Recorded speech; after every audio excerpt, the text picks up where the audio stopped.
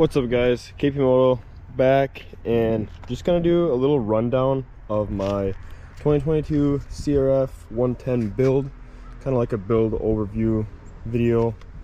Messing with my GoPro a little bit, it was acting funny, but I updated it now and hopefully it should be good. Shouldn't stop filming like mid video. Yeah, kind of do a little walk around, I guess. So far I've had a couple people ask me, like I had that 143 KLX before this. I've had a bunch of KLXs. Everybody has a TTR, and honestly they're all great bikes. The only thing that really sets this off from the other ones, the other 110s, is the EFI. I mean, everything else is pretty similar.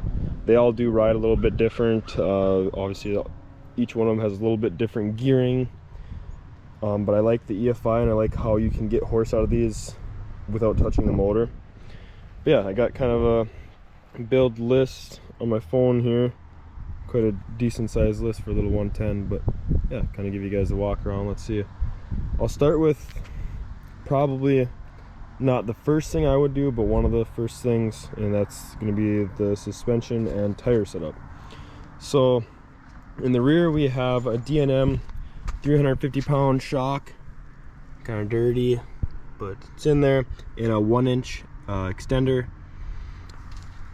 And then for the front, we have BBR Stiff Springs and BBR damping rods that add a little bit. The tires are Mitas. I don't know if it's Mitas, I don't know. M-I-T-A-S. It's the Pit Cross. So the front's a Mitas Pit Cross C21, and it's a 90-90-14. The rear is also the Mitas Pit Cross, and it's the 90-112. And these things are pretty beefy. I like them. It helps the bike out quite a good bit actually. Now, and I also threw a rim lock on that just in case. I don't want to be popping tires all the time. And yeah, we'll kind of go with body frame stuff I've done, and then looks. So must have on these bikes, shift shaft brace. Honestly, in my opinion, a brace is a brace. I don't, where the heck is it? All right, yeah, you can see it in there.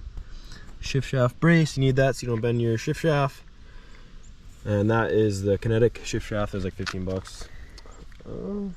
Got the Tusk +1 shifter on it.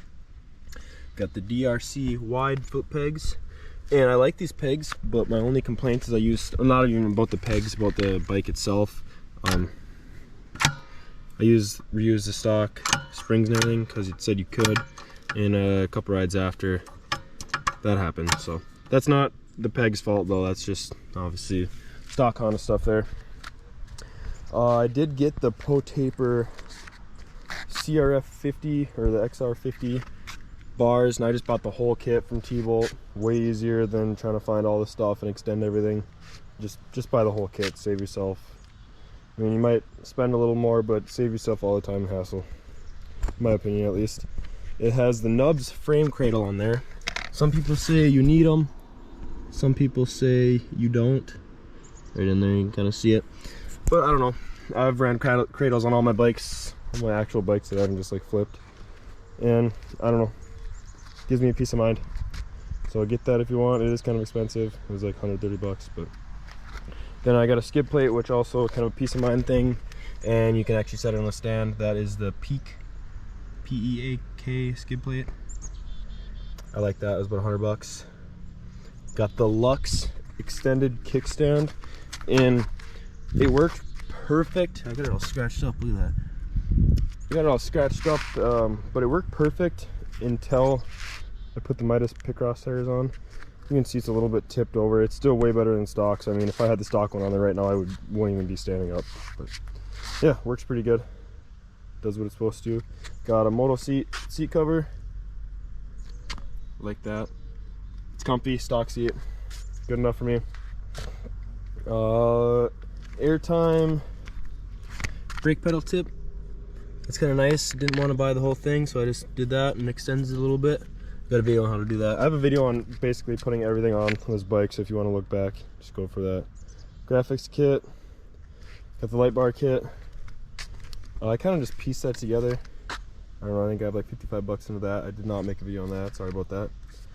And then lastly, let's talk about the engine, or bolt-ons I guess for the engine. Got the Two Brothers M6 exhaust. I have a video of the sound of that, but I'll fire it up at the end here anyways. It's a good exhaust. It was like 300 bucks, I think. It is bigger diameter. It's one of the cheaper, if not cheapest, bigger diameter name brand pipes. I got rid of the screen in the airbox there. That was right away. Got the rad intake tube. Might be able to see it in there, that beefy thing. And I did the CGR Performance 24mm throttle body kit. Got the whole works. And then I had the V2 tune from CGR Performance, and that woke this thing up a lot. This thing honestly feels similar, I mean maybe a little less, but very similar to my 143 big bore KLX 110. And I mean, I literally haven't touched the motor. It's just bolt-on stuff. And I went to a 13 tooth front sprocket just to help it a little bit. Rather get some more acceleration out of it. Yeah. My battery came disconnected because I was in a rush and I put it on quick, so I gotta kickstart it right now. I'll let you guys hear it. This exhaust is pretty loud. If you're looking for something you can rip around your neighborhood, maybe this isn't the one for you, but I like it.